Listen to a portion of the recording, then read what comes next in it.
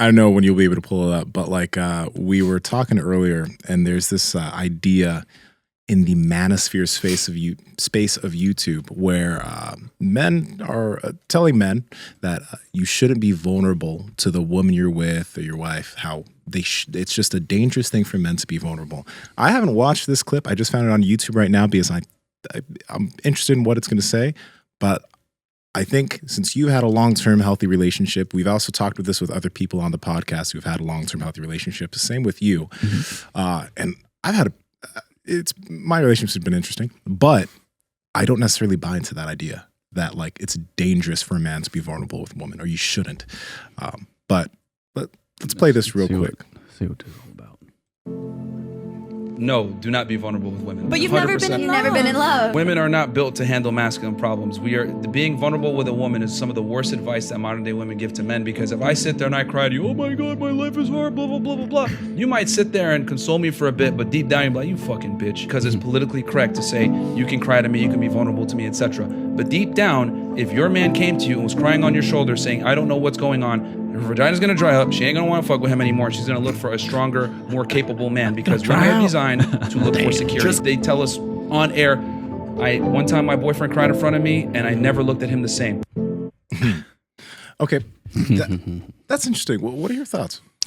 I think there's some interesting things there. Yeah, I think, number one is, I guess it depends on like what girl we're talking about. You know, if you're talking about like somebody that you're just seeing here and there, maybe that is good advice. You know, if you're somebody that you're just having sex with, yeah, they probably not super turned on by hearing a ton about your problems. They probably just want to hang out just to kind of hook up. But if it's somebody that you're starting to develop a relationship with, I think part of being in a relationship is that you end up sharing a lot of stuff together. You share everything together, right? You share a bed, you share a room, you literally start to share everything, experiences. I think it's going to be hard to just not, like, how would you just not ever show vulnerability?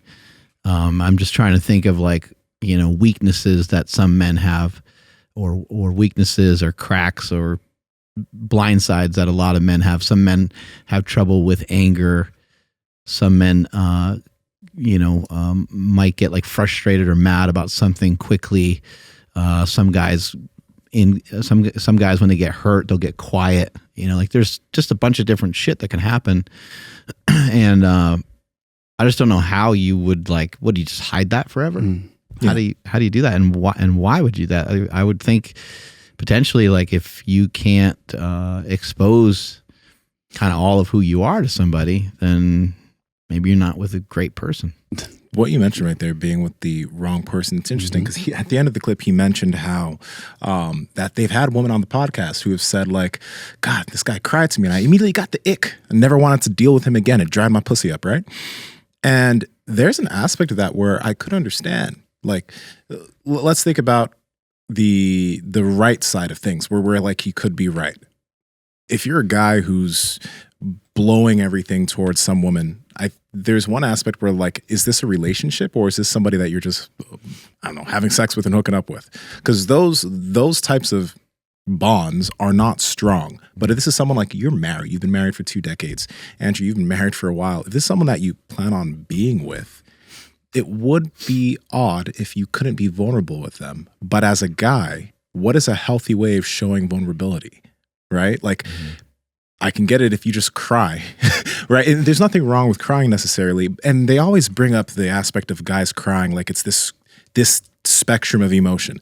It doesn't need to be crying. It's like, if you have an issue or something hurt you, you should be able to talk with the person that you care for and the person you love and the person that you plan on being with. You should be able to talk about that problem with them without it being dangerous. Maybe an area of vulnerability at the moment, maybe it's just that you're not a quote unquote high value man in society. Maybe you don't make a lot of money yet. But also, like, are you working on it? Because if you're working on it, then that's kind of part of being together too, is that you're supposed to kind of like grow together. You have like some ideas and concepts of what you're trying to like build and work towards. and we're together. We are going to be together for a while. Maybe down the road, we'll talk about children. Maybe we'll get married. Maybe we'll have a house, those kinds of things. And as you do all that, you're building stuff around you. You're literally increasing the size of the family. And as you're doing that, you're both growing. Like hopefully your wife isn't the same exact person she was when you got married. And hopefully you're not the exact same person. Fundamentally, probably yes. Hopefully the principles and the things that you fell in love with, hopefully they're still intact. But I think that you hopefully are both growing together in a way, I kind of call it a united front. We have like a united mission. So I might have a mission, my wife might have a mission, and those two can be somewhat separate of each other. They don't have to really be the same, but we also have a united front of how many kids are we going to have? Okay, we're going to have one, or maybe we'll have two. You kind of land on some sort of number. Mm-hmm. Ideally, if I could pick it, it would be kind of cool if we had a girl and a boy, and we were able to kind of do some of those things. Oh, I'd really love to live in this area of the world, or I'd love to be able to one day make enough money to where we can travel a little bit. Like, oh yeah, that sounds cool. I'd always love to travel. I've always wanted to travel too. And you find these kind of commonalities, and you develop a lifestyle that aims you in a direction of these united principles that you start to develop. Yeah, I think you guys are hitting it right on the head, specifically with the who is the other person? Is it somebody you want to be with for a long time? And also I would say maybe what is the problem or the vulnerability that you are putting forward? Because if you are constantly complaining that I don't know, the line at Starbucks was too long today, or my job sucks, and you're just constantly opening up that way, sure, that makes a lot of sense. But for my relationship, and this is maybe something that hopefully they talk about, but my wife saw me at I would imagine the lowest I've ever been. Depressed, no money, a job I didn't like, living at home even, had to move back home after my divorce. And through all that and being vulnerable in that situation, being super frustrated, literally in tears, spending a whole day in bed because I didn't want to get out, she helped get me out of that. Now, no matter what happens, if I become a millionaire, I know she's always going to have my back because she was there when it was the worst. And now, because I was vulnerable and she didn't use it against me or whatever, I know that I can be open to her no matter what happens moving forward. And I know she's always going to have my back. So the moral of the story there is, kids, be hung like a horse, like Andrew. You're that 2% Congolese and you're fucking 23andMe. Well, I mean, that's... See how he has it? 2%. He's got a pretty cock. He's got it pretty good over there. It didn't work the first go. That's why you have lower back pain. I was vulnerable in my first Well, there is such thing as being too big, I think. That's why he has lower back pain. He's been complaining about this back pain for years. Lugging that thing around. His dick is pulling at his L4, L5S1. You're silly geese. But you're saying that I was vulnerable in my first marriage, and it just she definitely used that against me. But she was the wrong person. Okay, that's an interesting thing right there. Because you mentioned multiple things, and Mark, you and Andy, you knew Andy when you were broke. But I want to come back to that. But Andrew, having the experience of being with someone where you were vulnerable with aspects, how did she end up using it against you?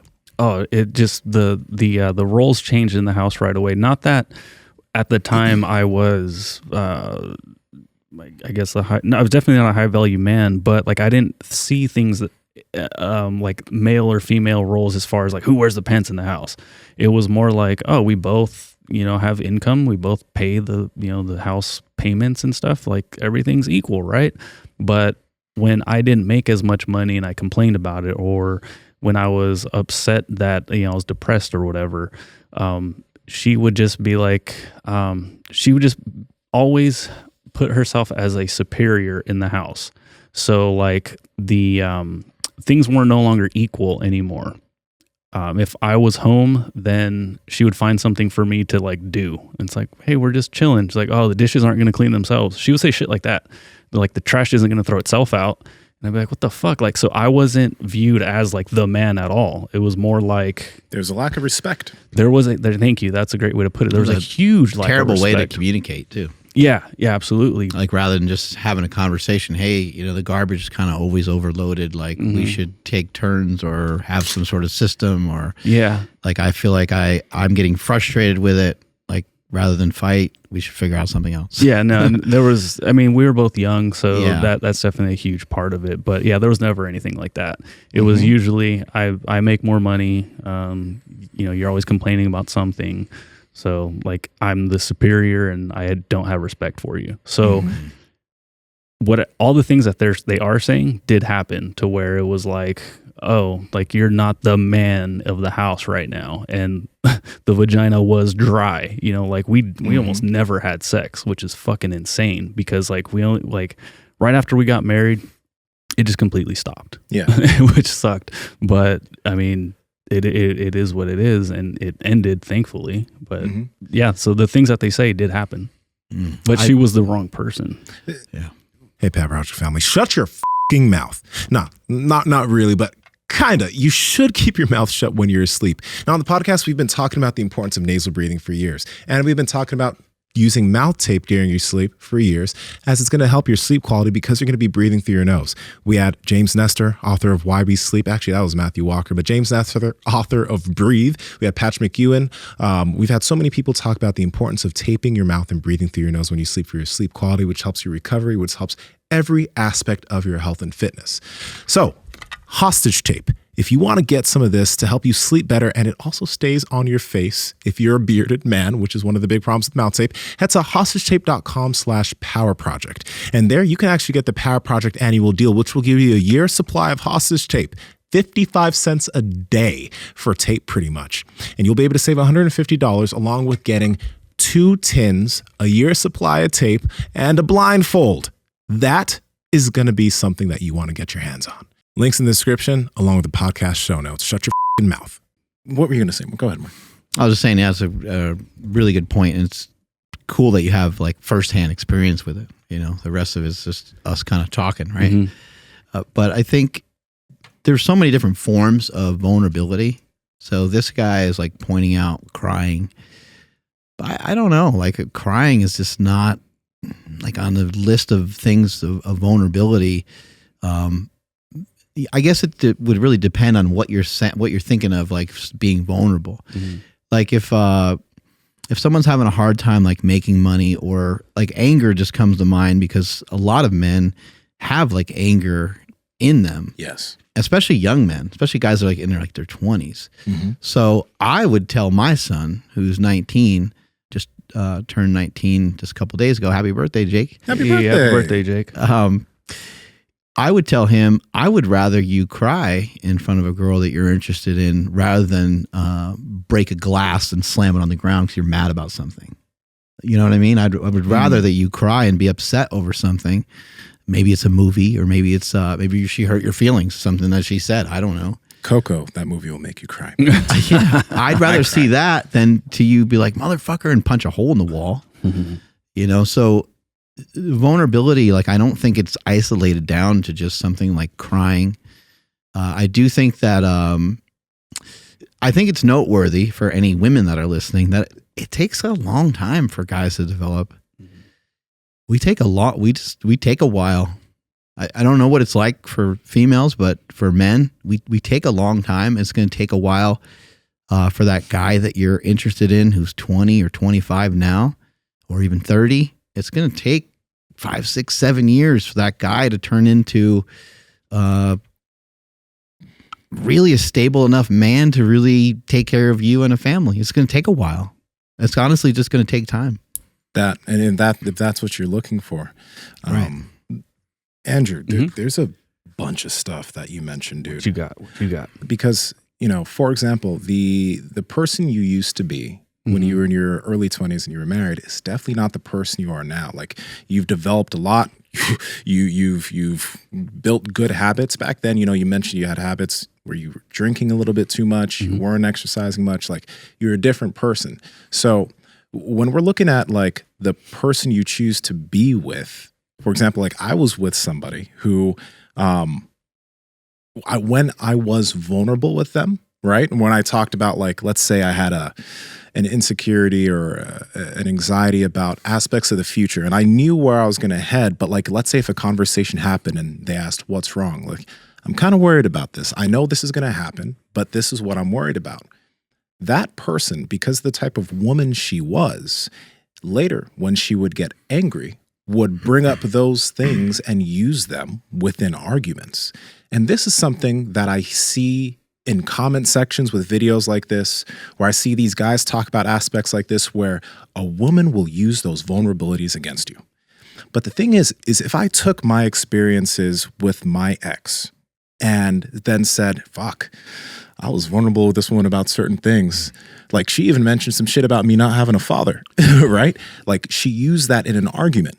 Now, if I say every woman is like this because it did happen, that is a very dangerous sentiment, because that wasn't a mature individual. That wasn't an emotionally mature woman. The interesting thing is, like, he mentioned the crying thing, but I think that, number one, as men, we should be able to, and we have to, if we do have certain things that we want to share that we're scared of sharing with our partner, we got to try and share that in a healthy way. It doesn't always come from crying and bawling your eyes out and sharing it. You can literally have a conversation about these things. Mm-hmm. And maybe you're having a conversation about an anxiety or a fear, but also maybe you know kind of how you're going to navigate it to get from point A to point B. Maybe it's the insecurity you're mentioning about, like, God, I have this job interview, or I have this issue, right? But you have an idea of how you're going to get from point A to point B. But also on the woman's end, if you're not with a woman that can take that and that can actually have that conversation with you and then not use that against you in the future, if she does, that's an immature human being. That is not an adult woman that has emotional stability. That's kind of like that's not a cool person. Because I mean, your experiences, right, in your marriage, like, has that backfired on you, or has, like, in terms of being vulnerable in certain spots? Because this is another thing, and you could probably talk more about this. Andy knew you when you were broke, and now you're a millionaire. But she was with you through years of you not having what you have now. Yeah. No, she's never used, like, me being vulnerable against me. She never, when I was, I guess, working on myself, trying to figure out ways to make money, trying to go through different jobs, and had odd jobs. I was a personal trainer. I did some bouncing and shit like that. Nothing real stable, nothing really strong. There wasn't like a career. There wasn't like a real clear career path. But she didn't really pressure me on any of that stuff, and she never used it against me. She wasn't like, I make this and you don't make much, and you need to start making X amount. Or she never did any of that. I actually had friends, though, that they couldn't get engaged until they can afford a certain ring for their significant other. And I always thought that was wild. Now, again, if that's something you both agree upon, and you say, you know what, I would really love to get you a ring that you feel is going to make you feel great, and it's $5,000 or $10,000 or whatever the number is, and I'm going to work, I'm going to work my way towards that because I think it's really valuable for, like, that's different, right? But if there's like some demand being placed on that, and you got to, work your face off for that, and that's always kind of being kind of hung over your head. Just like you see sometimes in relationships with sex, women are kind of using sex as like a weapon type of thing. I mean, these are all things that I don't, that maybe sometimes we accept them in society, but I don't think they're normal. And I don't think it has to be that way. I think you can communicate about just about everything. And I think it's really powerful to be vulnerable. Just as an example, like, what's wrong with telling somebody that something hurts your feelings? I've had to tell my wife many times. I would say, hey, listen, I'm going to complain about my brother Mike, okay, about, when he was still alive, but be cautious when you talk. He's my fucking brother. He's like my idol, and he has mental health issues. So I might talk a bunch of shit because I'm frustrated. but you can't go and pile on, because then I'm actually going to probably get sad, because I'm going to think more about what I said and I'm going to feel like shit about it. So, just deal with me like bitching about it, and understand that I'm not really, I'm just venting. I just need to vent, And so she had to kind of like figure out maneuvers on that. That's a really big deal right there. And when it comes to something like communicating that, as I've known you for years, I've never seen you be angry. I mean, I've seen you sad because of certain things at certain points, but I've never seen crazy highs and lows, because you're mentally healthy. And the thing is like, when we talk about male anger or even depression, because there's a lot of men that suffer from depression, the thing is like, different people have different types of traumas. I'm not a therapist, but those traumas that they may have had can potentially show themselves in the relationships that they have and the friendships they have. And the thing is that as a guy, like Bedros, right? Bedros, he's been open about like his molestation as a child. Bedros got therapy. And if you're a man who has been dealing with things, different traumas from your past, whether it's bullying or whether something, and it's something that has shown itself in the way you act with people, your partner isn't your therapist. You should be able to be vulnerable with them, but there may be aspects of things where like you should maybe try to work through with the therapist, right? So you can then be a healthier partner, and then you can communicate those vulnerabilities healthier with the woman that you're with. Because again, like on the woman's side of things, if you're communicating that in a healthy way, vulnerabilities, it shouldn't be any reason for her to run for the hills or for pussy to dry up or for her to think you're less of a man. And I think if there's a woman that thinks that, like, oh God, my man being vulnerable with me or whatever is something that's going to make me run, I think that's the wrong woman to try to be with. But the thing is back to this, like you mentioned, some men show their anger, like some men yell, they'll curse or whatever. Dog, go get fucking therapy. That's not a healthy way to communicate with anybody. And then if you have depression, if you have massive depressive episodes, yeah, there are things we talk about on the podcast that can help out your mood in terms of like your sleep, your exercise, all these habits. Go to the gym. All these, but sometimes maybe you just need to actually have a therapist to talk to help you through these issues so that you can communicate these things better to your partner. And there's no problem with getting therapy with some shit. And nowadays you can do it like just via consultation over the internet. This episode is sponsored by BetterHelp. No, it's not, but exactly. Yeah, and you don't have, it's like, I think it's kind of nice because you can be kind of anonymous. So I don't know, it just, maybe people feel awkward about going into an office or feel like they don't have time or whatever. And nowadays you can just do stuff online, which is pretty cool. JL had mentioned that when it comes to therapy, though, like it is good to go somewhere because people will feel better if somebody actually creates space for you. Let's say whatever the traumatic experience or maybe even person that's causing some of this is in the space that you're currently at as you're trying to get help. It might, you might still have the walls up, even though you're talking to this person through a screen and that person's not there. So just something else to keep in mind if maybe you do try the like a Zoom type of thing and it doesn't work out. It's not because therapy didn't work out for you. It's just you might not have liked that approach. Can I mention something? Like there's that, but you mentioned the complain thing, right? Yeah. That you would just complain. And you also mentioned like complaining about your brother, but I wouldn't call that complaining, right? I mean, I heard this from Tim Ferriss when I was in my early 20s. He like talked about never complaining. And then that's a point where like every time I'd feel like I wanted to complain about something and it was just literally complaining. Oh yeah. Where there's no solution. Like fucking hell, the line at Starbucks was so fucking long today. It's like, no, stop. It's not. But I don't think what you were doing in that situation was problem solving. Like that, because that was a real problem. Yeah, mentioning a problem. This is frustrating. I don't understand why he's acting this way, and maybe I'm verbally trying to get that out because I'm verbally trying to figure out like how do we fix this? Yeah, I think that would be even a way to kind of get or circumvent, if I use that word correctly. If you are going to be vulnerable, maybe also have like solutions like X is giving me so many issues. I need to figure this out. So if I do Y, and then, maybe your partner will see that and be like, oh, he's actually a fucking savage because he's not just complaining. He's going to figure this out. I don't know if that's going to like protect you from the wrong person, because in my head, I'm just thinking, man, what a nightmare it would be if I could never be vulnerable. Like, I'll never be able to go to the person that I'm supposed to be the closest to, with an issue or something. Mm-hmm. Like, what happens 10 years down the road and you've never been vulnerable? An aspect that, go ahead. An aspect that these guys talk to is that, like, if you're going to be vulnerable, you should have male friends you can be vulnerable with. You should never be vulnerable to your woman. And I agree with that. Yeah, I agree with that, yeah. Because like, I'll have... Well, your male friends might use that shit against you. Because they'll go talk to her and be like, he's a bitch. Nah. You should be with me instead. I never complain about that.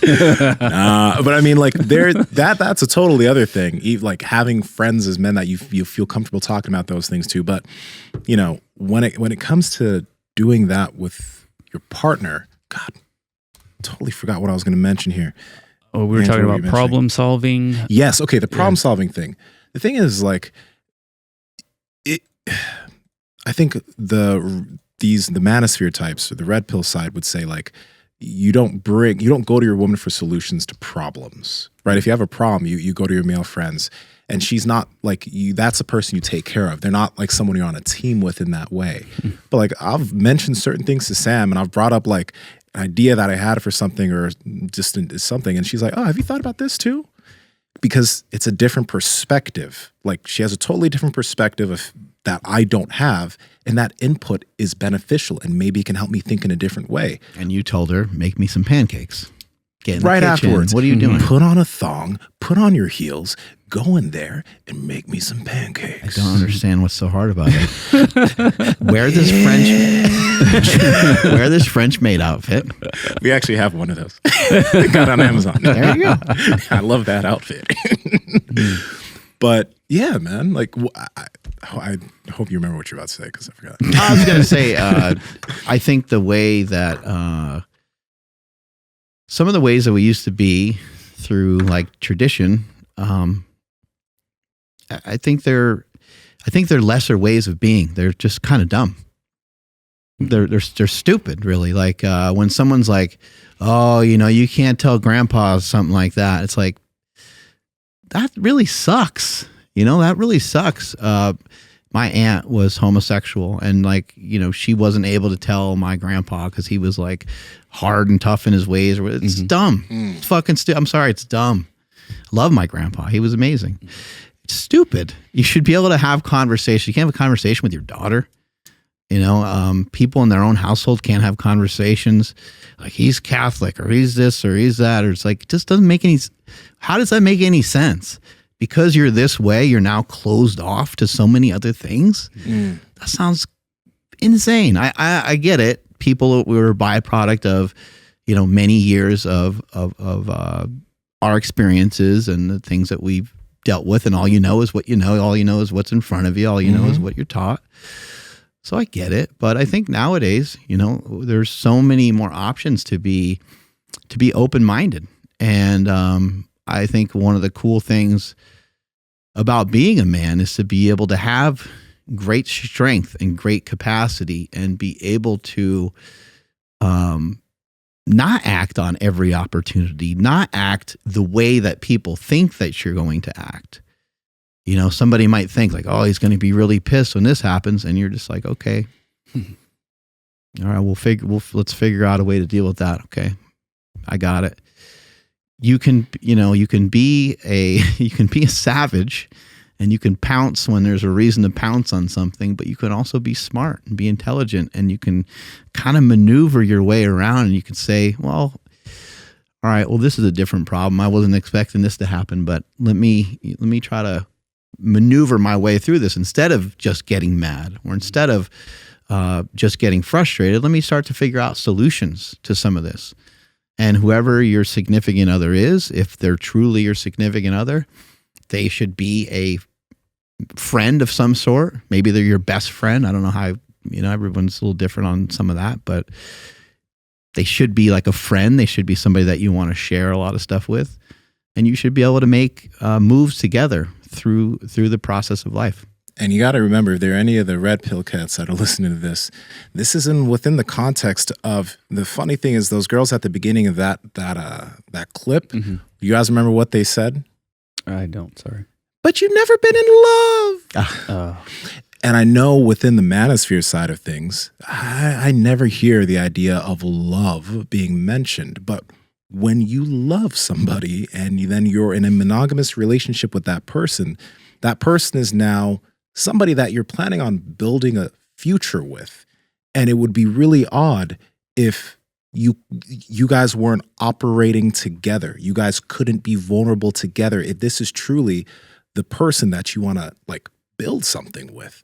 If it's someone you're just fucking and hooking up with, that's totally different. I wasn't going out sharing all my fucking shit with girls I was just hooking up with, right? Shit was very shallow. But with the person that I plan on wanting to have a family with, this is going to potentially be the mother of my kids. You guys, like, it would be great if I could actually be open with this person in a healthy way. And again, one thing that I think is so odd is that, like, within this side of things, it's like men are like this and women are like this. Men do this and women do this. It's this fucking massive paintbrush of like, woman can't handle vulnerability. Woman can't do this. Men have to be this way. Men have to be this way. It's like, no, just because you've seen women act this way and some women have done this, there are some women out there who are very mature, who are adult, who can handle healthy vulnerability. But again, it's healthy vulnerability. It's not, like you mentioned, complaining about stupid shit all the time. Or like you mentioned, getting angry and punching your hole through a wall. That is a you problem. Yeah. To quote the great Curtis Jackson, a.k.a. 50 Cent, but he was obviously talking about something else, but he was like, how deep is our bond if this is all it takes for you to be gone? He was talking about, I think, money or some shit. But like, yeah, like if I am vulnerable and like that's where you check out, like, well, shit, I dodged a bullet. Yes. You know, like, damn, we ended this way quicker than, you know, or thankfully we ended this way quicker than it could have been. So I don't know. I'm curious what their thoughts are on like the long-term thing. Or I guess you said about like they would have dudes to like be vulnerable with, but I can't imagine a lot of dudes are like being so open to where they might even get into tears. Not that you have to get to tears to be super vulnerable, but I mean, sometimes there's just some shit that you got to talk it out, you know, and if it comes to tears, it'd be cool to, you know, have somebody there that you can rely on that's not going to call you a little bitch and then go fuck some other dude. Because that would suck. Yeah. Imagine how bad that would feel.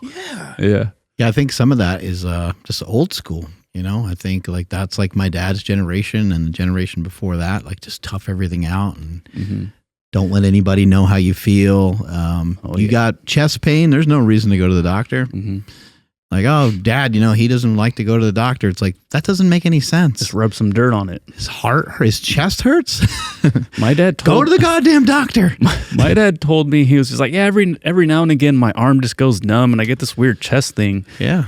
And I was like, you should probably go to the doctor. And I'll be fine. I'm like, Dad, I think you're having a heart attack. And he's like, no, I'm okay. He was having heart attacks. Shit. Dude, he had 3 That's why I brought it up. This happens all the time. 3 clogged arteries, 100% clogged. And it's like, he was just going to work every day. I'm like, it just gets a little numb, but it comes back. I'm like, dude, what are you doing? I have a question for you guys. This is really interesting that you brought this up, but do you guys remember when, like, you know, when I think back and I look at like my mom is always, obviously she raised me, you know, there's so many good things, but there's a point where it's like, you start to see your parent for the human being that they are, not the parent that they were. So it's like they're no longer this deity-like figure that has all the answers, but like you're a human that has your own issues, your own traumas, and the things that you've dealt with through your life. You're not perfect like I thought you were as a kid, right? You're not a millionaire either. You don't have all the money in the world. It's like, remember when you were a little kid and you saw your teacher at the grocery store? You're like, what the fuck are you doing here? Why aren't you behind your desk? Why are you buying chicken breasts? What's going on here? Can't eat that at school. But like the thing about that is, you know, there's so many things that, I mean, you've mentioned so many awesome things about that. You learned from your dad and mom and you too, Andrew. But it's like, so many people reference, you know, well, I saw my father was this way, so I'm this way, or my mom did this, so like this is the way things are. And there's this appeal to tradition, and that's not necessarily always a bad thing. But again, it's like you've mentioned how you notice with your kids, how they're like, some of the things they say, it's just like, what the fuck? They seem so, because of all of the stuff that they're probably consuming, right? They seem so aware of social things, like things that are going on, but also maybe emotionally aware of things that maybe you weren't as a kid, right? So it makes you wonder, is like, do we have to appeal to what masculinity was? Like the whole stoic, hard, like just because that's what it used to be? Or is there a way to be masculine but add more onto the plate of what masculinity means? Yeah, I think we just maybe just didn't have good understanding of like how much estrogen a man has, how much testosterone a woman has. There's crossover a lot of these things. And most of the stuff that we saw like years ago that was on TV, if it was a guy doing things that would look feminine, it would be satire. It'd be like funny, right? Yeah, a guy dancing like, and it still is, you know, it's still a funny thing. I like that. That was pretty good. It still is like a funny thing to see. So we are like, these traditions they're kind of baked in, and we do think man's supposed to be this way, a woman's kind of supposed to be that way. I don't know how we sometimes get past some of those things, but I think when you're in a relationship, I don't really think you're not constantly thinking about like, this is a female and this is a male. You're like, this is my partner, and we're trying to make sense of life. We're trying to move shit forward. And who the fuck cares what your gender is?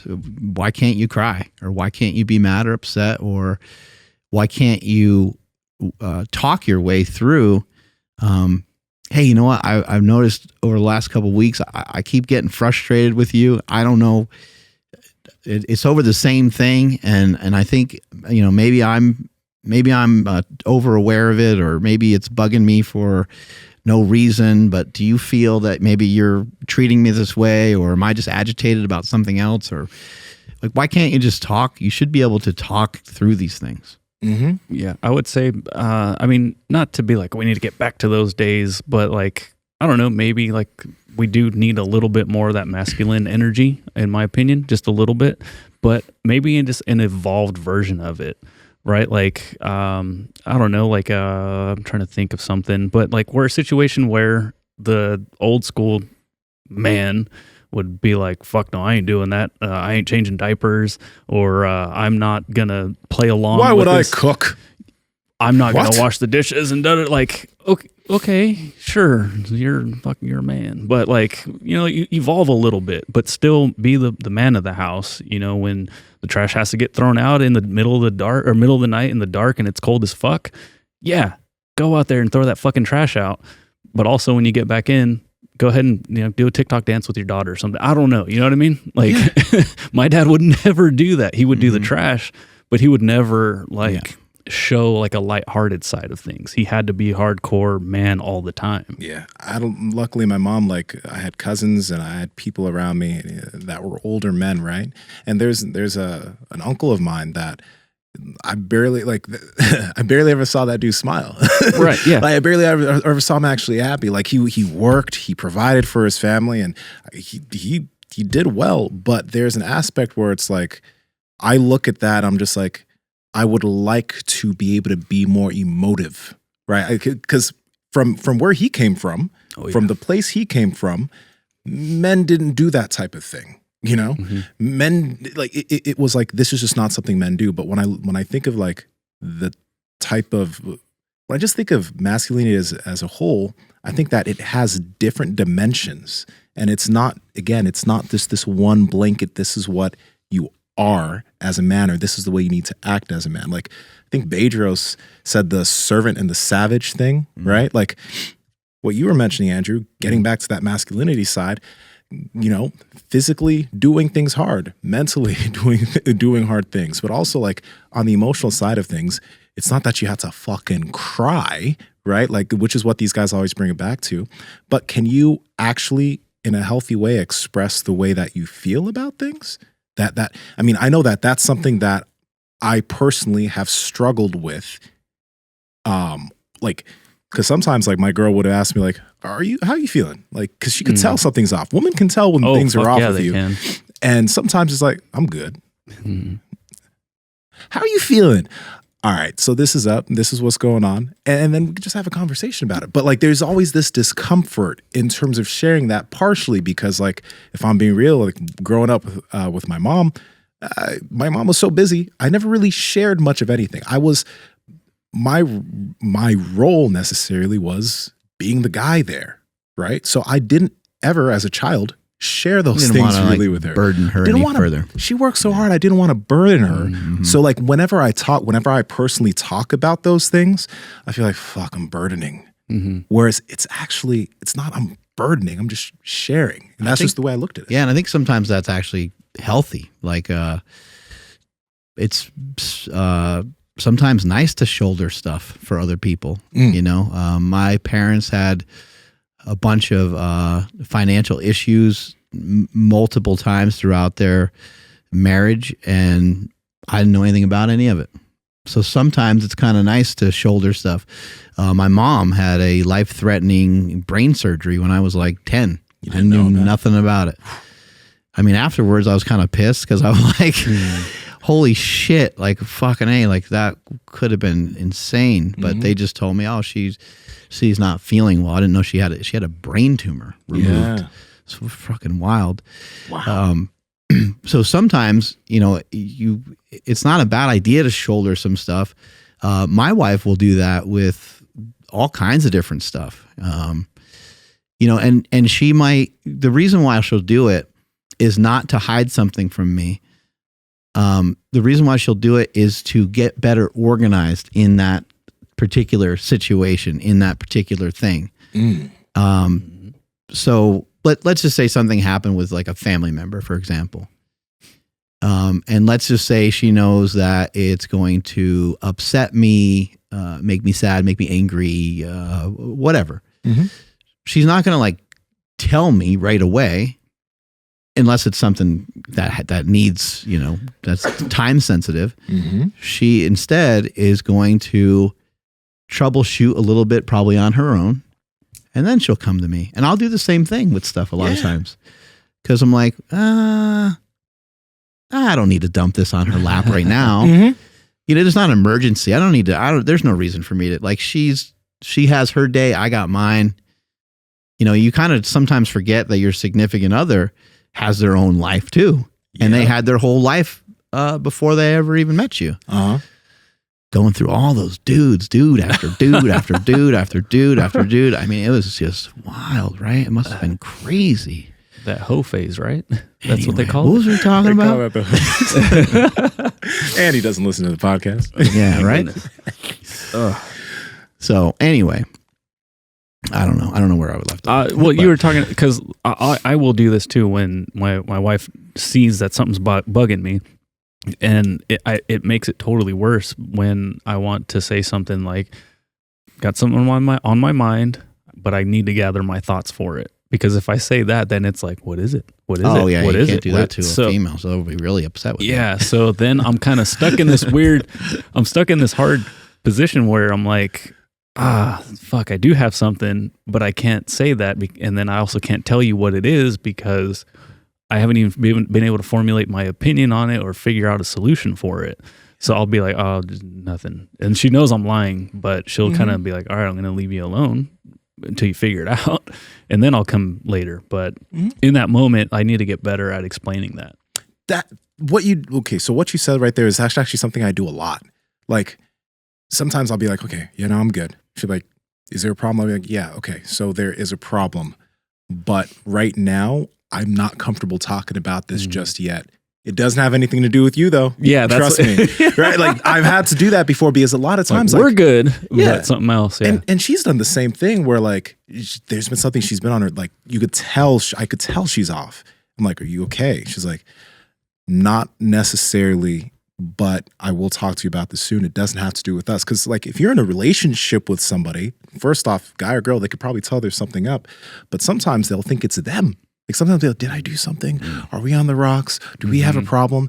Letting them know we don't have a problem, but there's something I'm dealing with. That's why maybe I'm a little bit quiet or I seem like to be in my head. There's a reason for it. You can explain that without having to necessarily explain everything. Because like you did mention, there is benefit in maybe seeing what you can figure out before you pour it on your partner, right?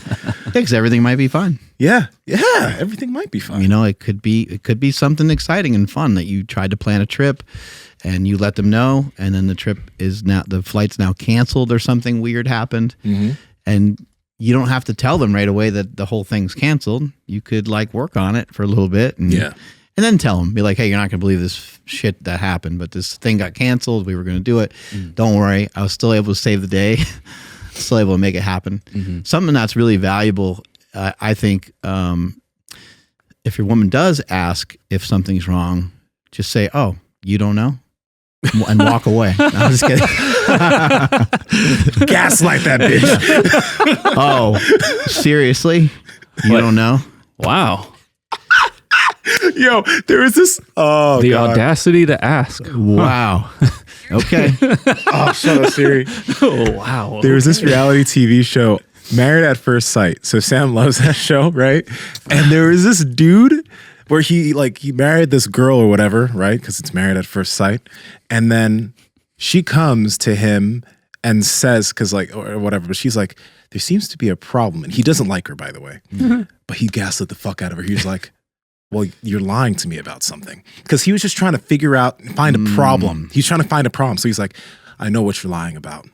And she's like, what? He's like, I know what you're lying about.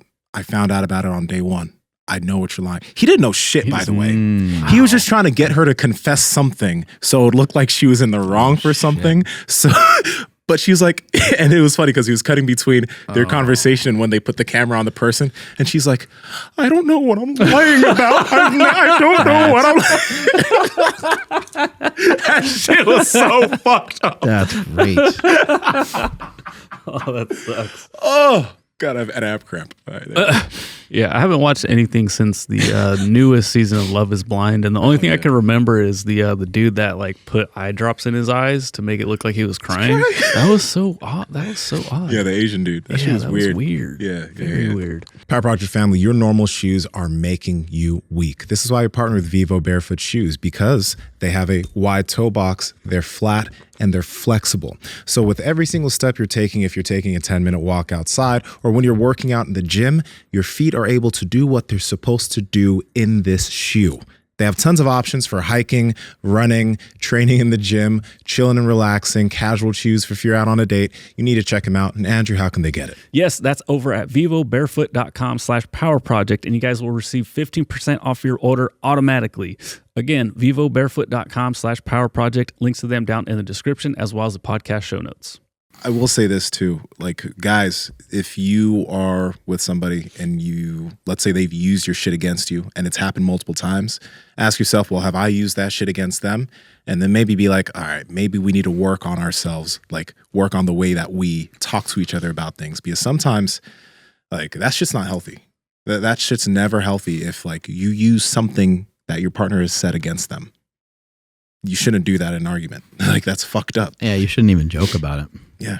You got to be cautious about, I think anything where you're trying to like hurt the other person, I don't think makes any sense. Mm-hmm.